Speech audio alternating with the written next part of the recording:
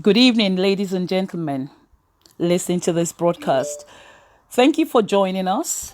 Welcome to another RAM Facebook Live audio. This evening, we'll be talking about adoption. For those who are new to this platform, RAM, otherwise known as Renew the African Mindset, is a non-profit organization established in the United Kingdom to support the African and Afro-Caribbean communities.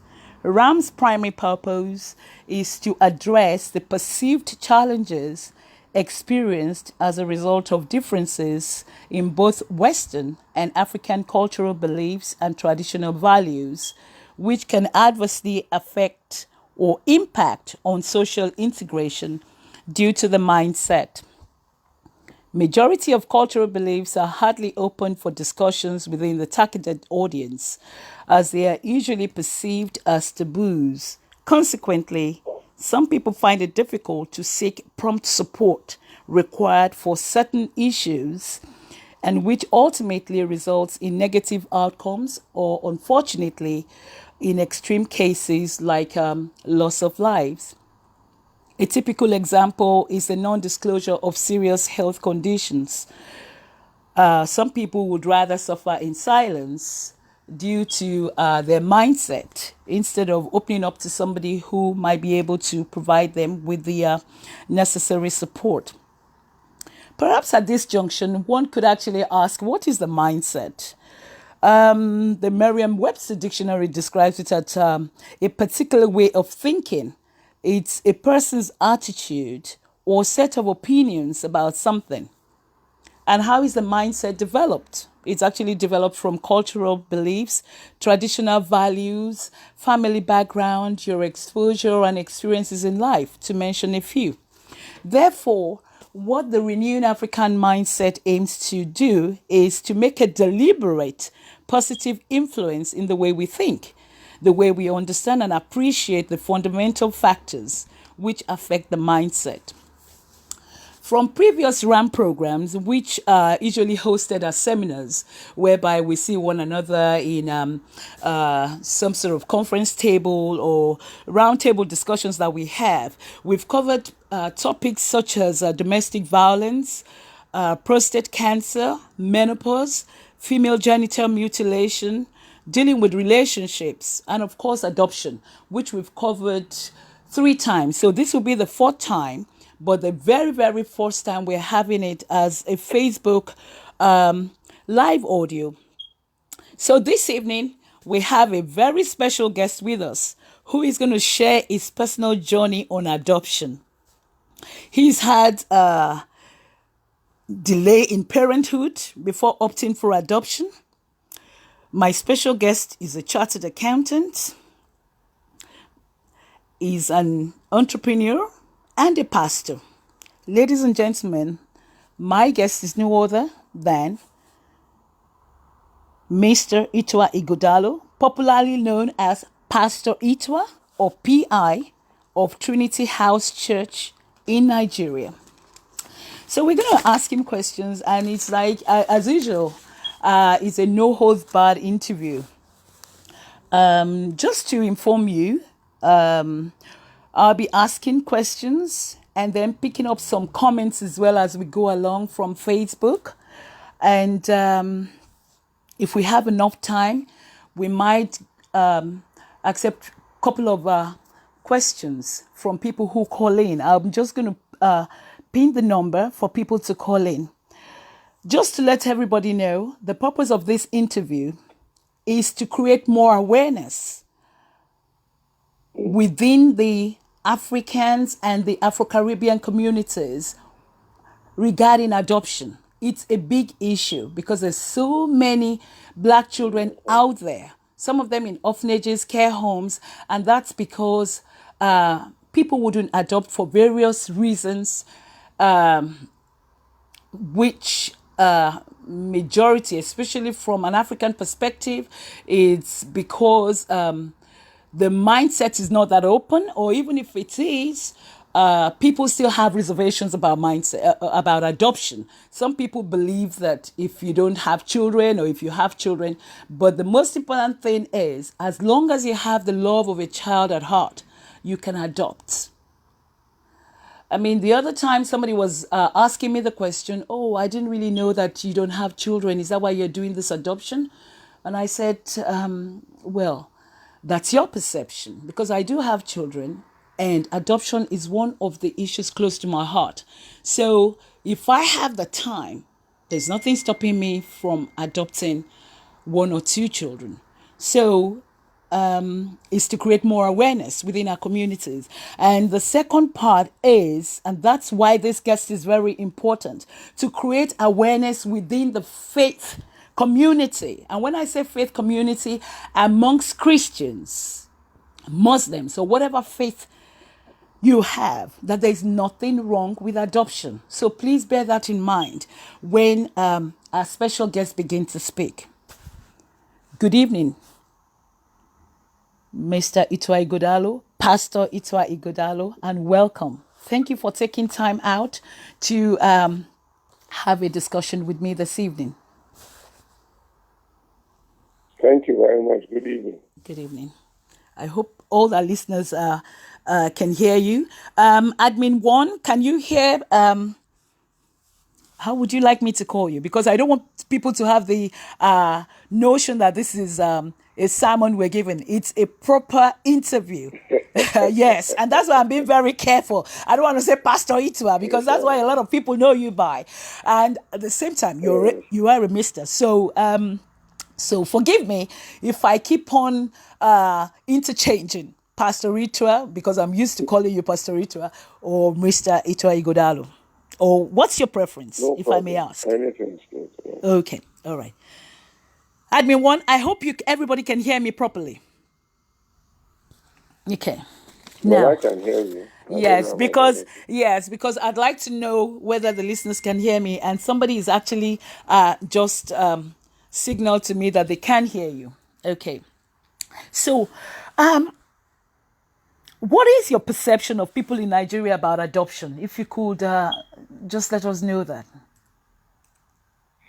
Well, right now it's changing. In the past, people used to be a little bit apprehensive about adoption for both cultural reasons and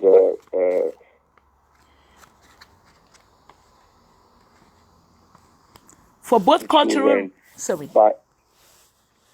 Hello? Yes, you said people used to be apprehensive about adoption in the past because of cultural reasons. And also religious reasons. Right. Yeah, because they thought that if you couldn't have children naturally, there was something wrong with you, or you had made a mistake, or committed a sin, or maybe God wasn't on your side, and that you really needed to have your own children to prove your motherhood and blah, blah, blah, or prove your fatherhood and so on and so forth.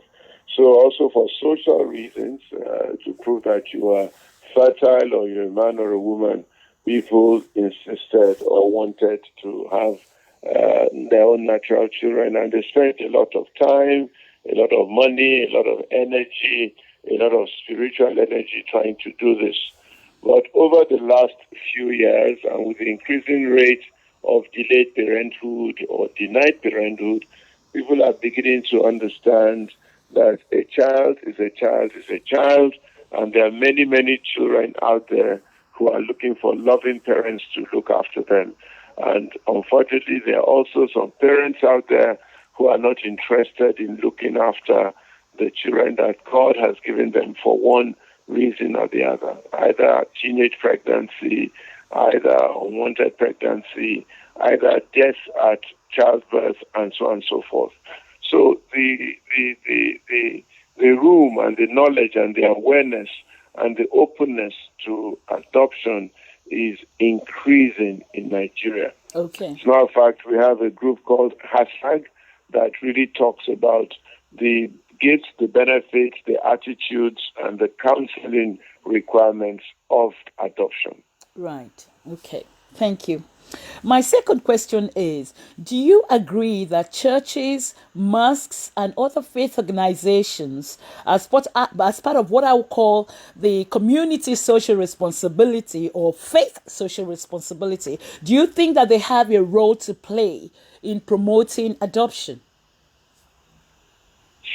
Yes, I think a lot of people believe in their faith and their faith leaders, in their pastors and the people that they receive spiritual inspiration from.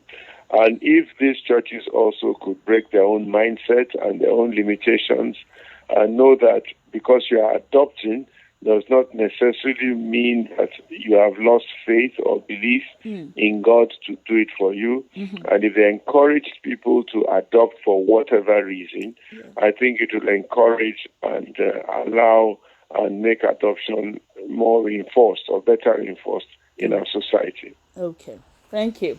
Well, I think this just rolls into the next question. Within the Christian community, some pastors preach against adoption, and they usually quote the scripture that says, "None will miscarry or be barren in your land. I will give you a life full span." This will be Exodus 23:26. So, do you not think that this is a fallacy, which is discouraging to people who suffer from delayed parenthood? Well, the truth of the matter is that there are many ways to fruitfulness, and it is not unscriptural to adopt, and you are not adopting only because you are barren. You are adopting for various reasons. Right. For example, Moses was adopted by Pharaoh's daughter because God organized it so that he could learn the discipline and the rulership of the Egyptians. Jesus Christ himself was adopted by his father Joseph. Okay, Joseph took on Jesus as a child. Yeah. Okay, Elisha was adopted by Elijah. He left his natural parents, and Elijah adopted and mentored him. And there are many, many other situations and instances like that in the Bible that encourage the looking after of children and treating them as your own, children that you didn't give birth to naturally. And a child is a child is a child. And the New Testament lets us know that those of us who are Christians outside of the Israelis are Christians by adoption. We're Christians by adoption. We're adopted by God and grafted into the commonwealth of God. So that is one reason for adoption, the ability to look after the children of others. Number two is the opportunity and the grace to be of value and of benefit to others, to be of value and benefit to others. And number three is to prove that whether you are biologically fruitful or not, you have the competence to be a parent and to be a guide and a mentor. So these are the reasons why people should choose to adopt. And even these days, we also encourage people who have their own natural children to try and adopt one or two others to add on to their natural brood or to create opportunity for others, and also to ensure that other children can be part of their lives. So we do have that, either direct adoption or, if you like, they nurture and look after those children and foster the children. We encourage that a lot as well. Wow, I'm so pleased to hear this, to be honest with you. Really, really pleased. I hope somebody will listen to this and, and change their mindset, be it a pastor, be it somebody who's been thinking or dilly-dallying about adoption. Anyway, now, I think we're going a bit personal this time. You seem to have adopted to yourselves. Was it a difficult decision to make? Not at all. Not at all. As soon as my wife had said to me that she was ready and she was willing to adopt, I gave her the go-ahead, and we began to pray about it and began to ask God to lead us. And God has led us to two wonderful wonderful children, without whom I don't think my life would have been complete. And I thank God every day for this privilege and opportunity. So it wasn't difficult. It wasn't difficult at all. Okay, right. Since the adoption of your adorable children, have you been getting people coming to you to inquire if they can do the same? Well, the truth of the matter is that I started an orphanage about 15 years ago for the sole reason to create an environment to look after children who had been denied parenthood. So, as a matter of fact, even before I got married and so on and so forth, I had started adopting and looking after children that were not biologically mine.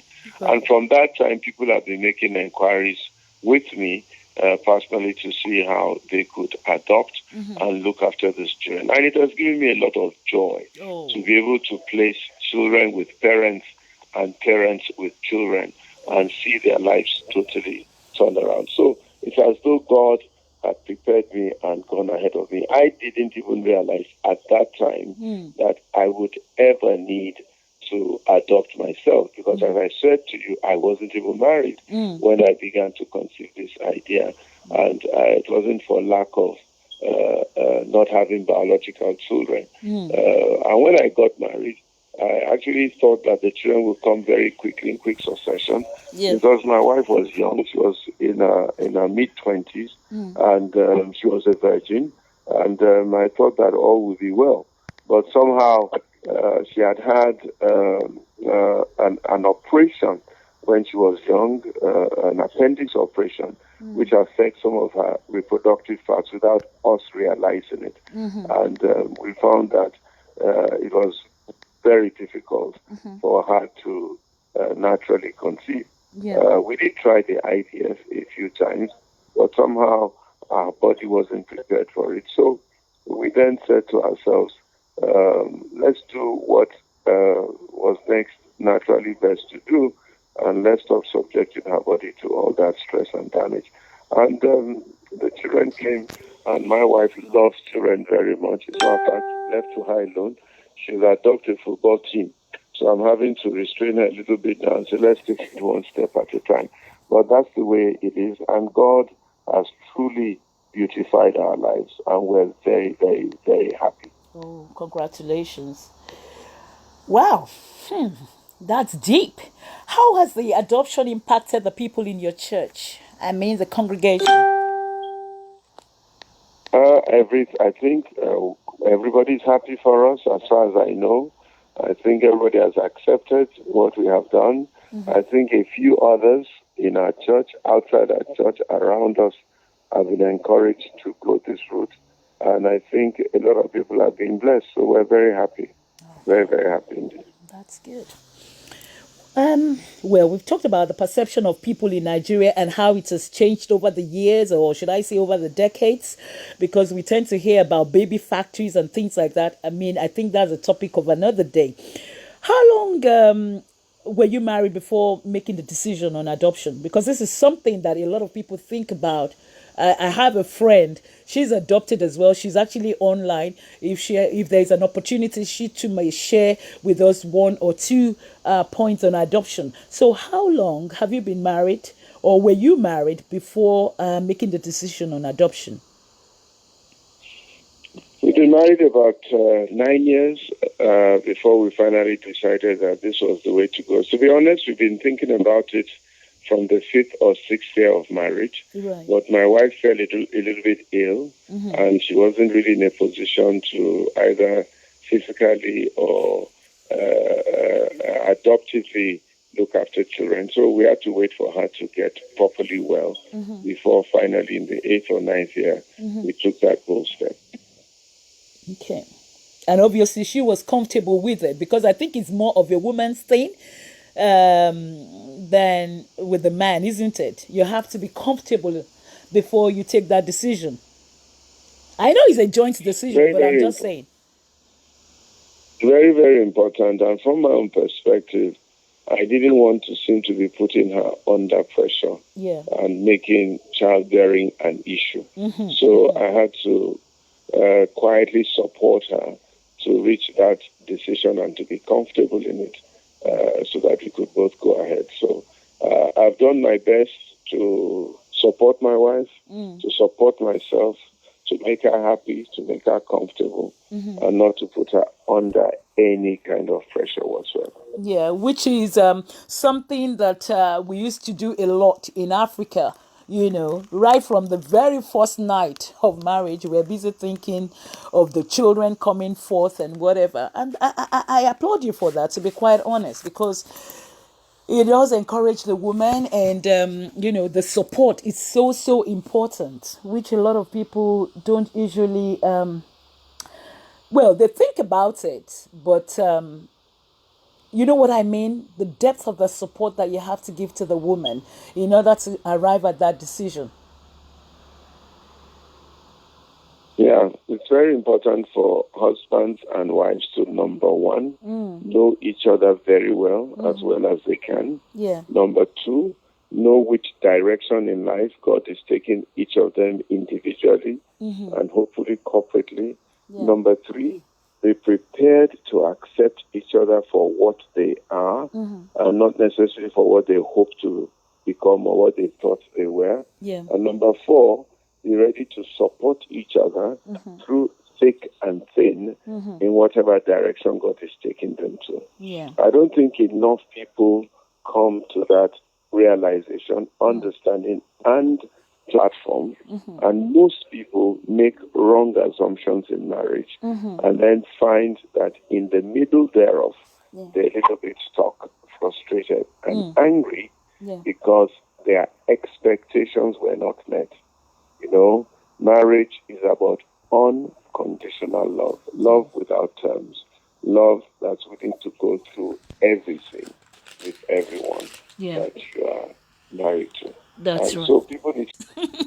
Yes. Okay. Oh, The sorry next question. about that. No, that's fine. The next question we have is: if you were counseling people seeking to have children, because we still have the faith and we're praying, would you advise them to consider adoption, or would you quote the scriptures like what most of us are used to and still encourage them to have faith, or combination of the two?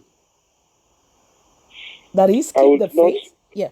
I would not restrict their faith, and I'll let them know that adoption is not necessarily giving up on faith and a loss of faith. So, in fact, in those days, and even till now, when people were looking for children, what I usually would do is to put them in charge of other people's children. Right. Okay, I've done it several times. Either put them in children's church, or put them in nursery school, or get them to look after one or two children for a season. And honestly, 80% of the time, I have found God reward them with their own natural children. Yeah. I've had people who started off adopting one or two children, and then God gave them their own children, sometimes even twins and in multiples. Yeah. So right now we have some families that they have children, one or two adopted, and one or two natural, and they're all living happily together. And so that's the way God works. Yeah. Sometimes He gives you somebody else's to look after, and then rewards you for having done that one way or the other. So I usually encourage a mixture of both. Don't give up on trying, but still continue with your adoption. And one is silver, one is gold. God will look after everyone. Amen. Is there any support group for adoption in Nigeria at all? Apart from the... Yes, as I said, we have our hashtag, which is the Heritage Adoption Support and Advocacy Group, which was set up by Mr Ituah,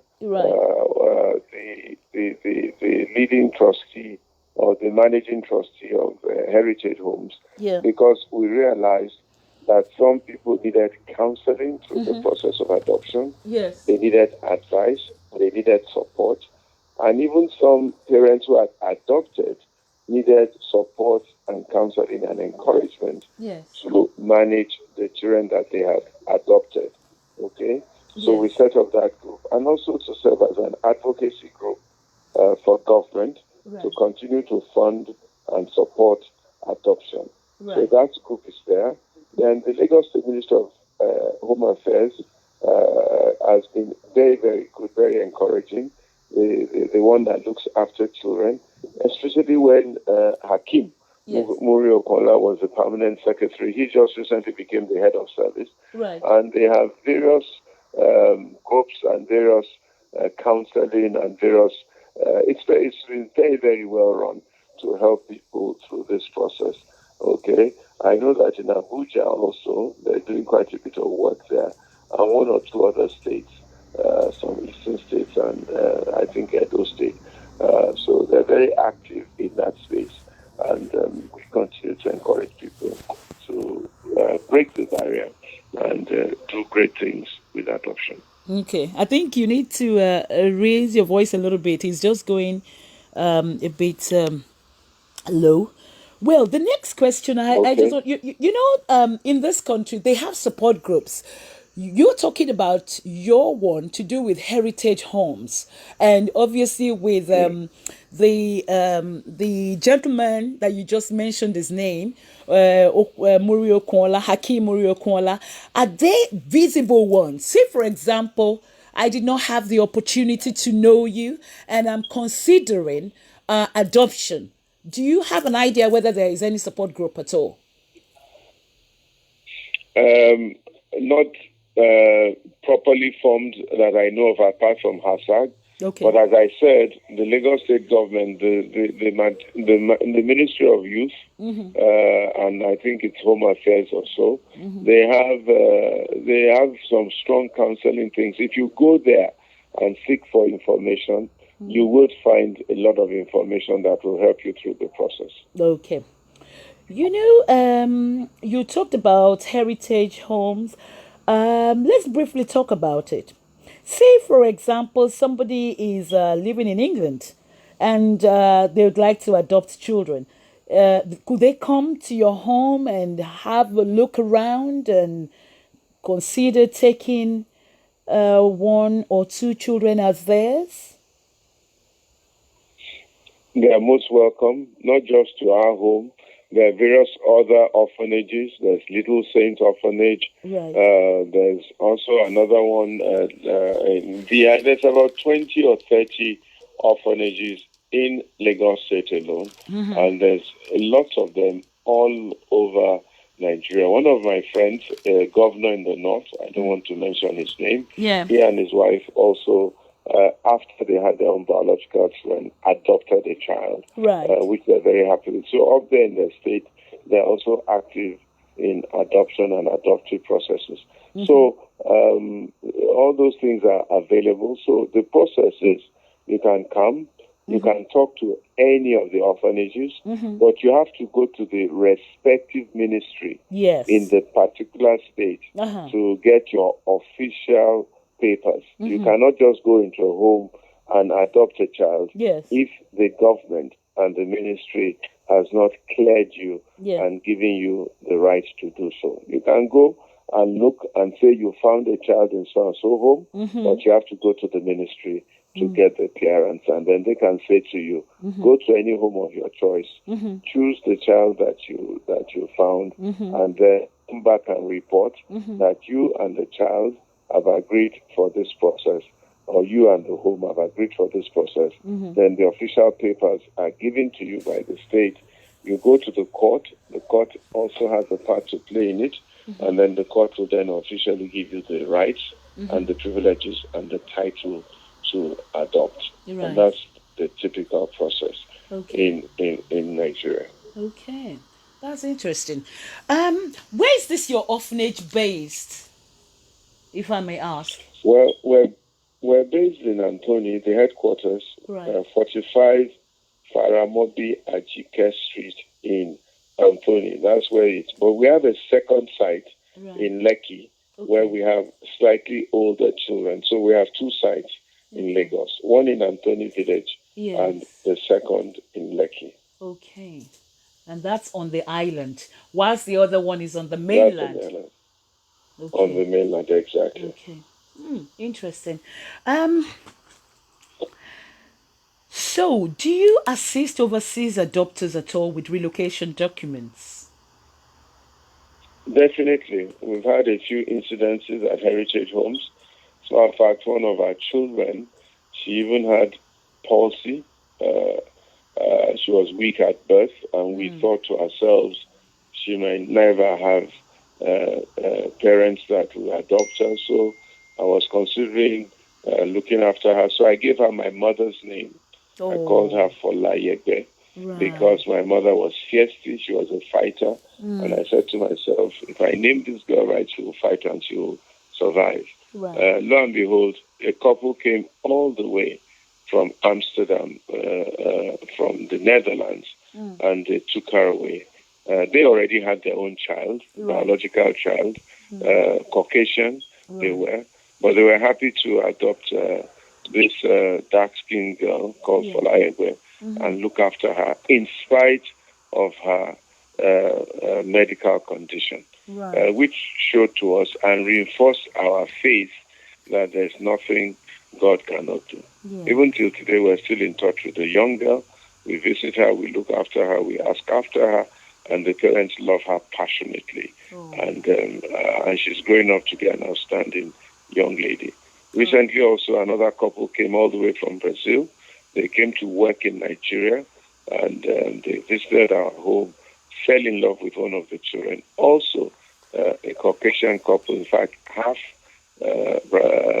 Caucasian, half Chinese Caucasian, and they picked up this chocolate-colored girl, and they've adopted her also. So we've had a few instances like that, and it has made us extremely happy and very, very proud. So more or less what we're saying here is that if you have the love of a child at heart, you don't have to be biologically connected to the child. It's the love that counts, isn't it? Very, very important. And love is a decision that you take. Yeah. And you decide to love, and you can love very well. And it's even stronger than biology.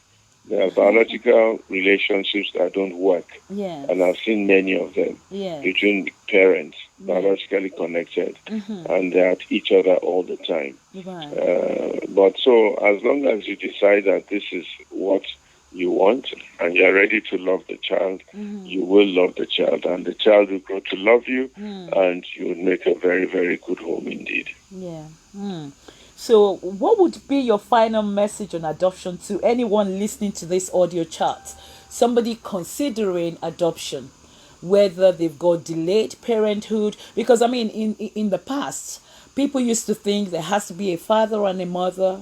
In the United Kingdom here, the laws changed. You could be a single mom, you could be, the different types of parents, so to speak, even though we know majority would prefer to have a father and a mother, but as we've been talking, love is what's paramount, and to have the time, isn't it?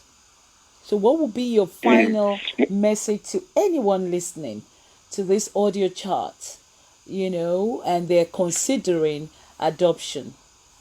Say somebody who's never had kids before, they've never had children. I'll encourage them to go ahead. As a matter of fact, even in Nigeria, we're having single parent adoptions now. Wow. Quite a lot of single ladies have decided to go ahead and adopt, and we're encouraging them to do so, even single men, and the law does not restrict them. Wow. I'd just like to say a few things very quickly as we close. Number one, delayed parentage, or if you like, denied natural parentage is not a failure. So, in fact, it's a sign that God knows what he's doing. Some of the greatest children in the Bible were results of delayed parentage. Samuel was one of them from Anna. Also, John the Baptist was one of them from Zechariah and Elizabeth, and even Samson was a delayed child, and it turned out to be truly outstanding.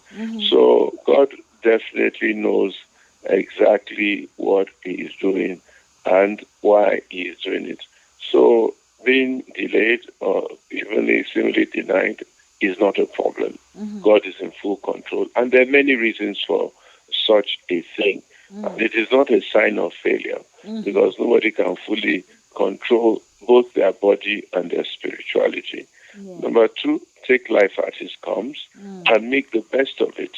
Take life as it comes and make the best of it. Seize the opportunity, seize the moment, and learn to give out love and care to anybody that does come your way.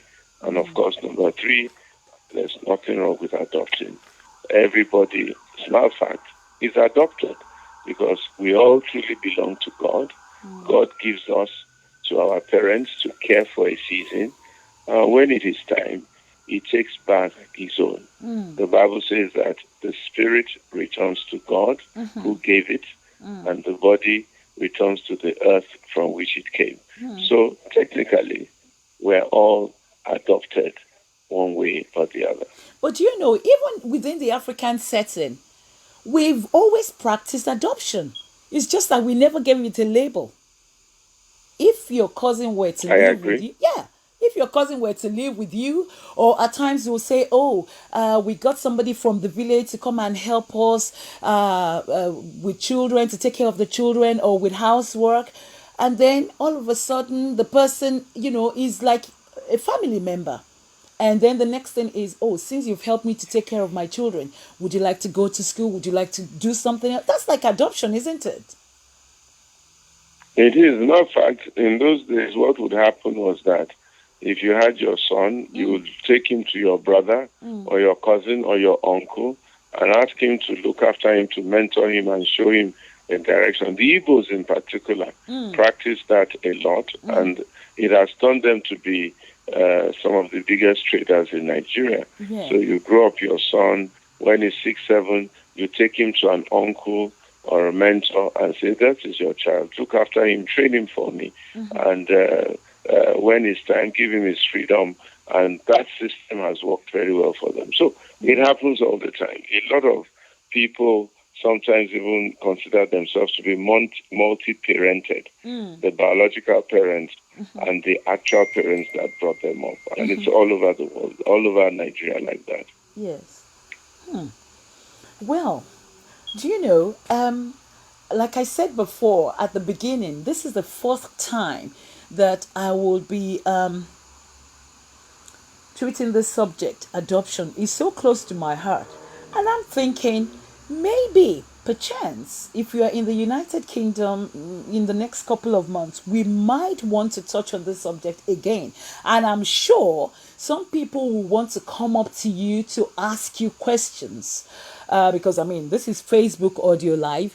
It's kind of like, the barrier, because people are just listening. But when they see you in person, and I'm hoping to also bring in some faith leaders, because it starts from there as well. It's one thing to create the awareness, but then a lot of people also listen to their faith leaders, what they think about adoption. So I really, really must thank you for taking time out to have a discussion with us. And I'm not sure whether anybody's posted anything on Facebook. Maybe they have any question. I don't know. I'm just looking out here. But in fact, people do agree with you that what's paramount is love and care for another child, says Comfort Mama. She's an FGM expert. And somebody also said, I think I saw a comment earlier where someone said that, yes, indeed, it's good to have a very understanding husband, because, with us Africans, it's like, you are there, we're married, and the next thing is just keep on breathing. So it's really a great privilege to talk to you, for you to share your thoughts with us, your personal experience. I do thank you very much. Please extend my gratitude to your wife, and also kisses and hugs for the children. I thank you so much. So, Thank you very much for having me. yes. And I would just say that should anybody that's listening to this broadcast, if they wish to have further information on adoption, they can visit the local adoption support center. Even though you're from Nigeria, I'm sure other people from different African countries or, somebody from the Afro Caribbean, whoever is listening to this broadcast, to visit the local adoption support center, or they can have the opportunity to talk to somebody who's already adopted. And so, say for example, you have the time. If we were to invite you back, and this is seeing you in person, would you be willing to be our guest again? No problem at all. We'll work it out. We'll work it out. Thank you so much. Because we'll be posting this broadcast on various social media platforms. I would appreciate if people could just share with their family and friends as well. And once again, thank you, Mr. Ituah Ighodalo, Pastor Ituah, because I'm sure some people will be saying that's my pastor she's talking about. Yes, he's also called Pastor Ituah. So thank you so much. As I've mentioned before, RAM is a non-profit organization, so we will greatly appreciate your assistance. So if people have the time, they can visit our website, www.renewingafricanmindset.org, or you send email to info@renewingafricanmindset, one word, .org for more information. And that's it. I don't know whether somebody might want to call in. Would you like to take any phone call or whatever? There's somebody here saying, really, truly inspirational. And thanks, Pastor Ituah, for your openness. That's from Tokubo Ajayobe. I'm not sure whether anybody was, even though I'm saying thank you, and I'm thinking maybe somebody wants to. Okay, there's a question here. There's a question.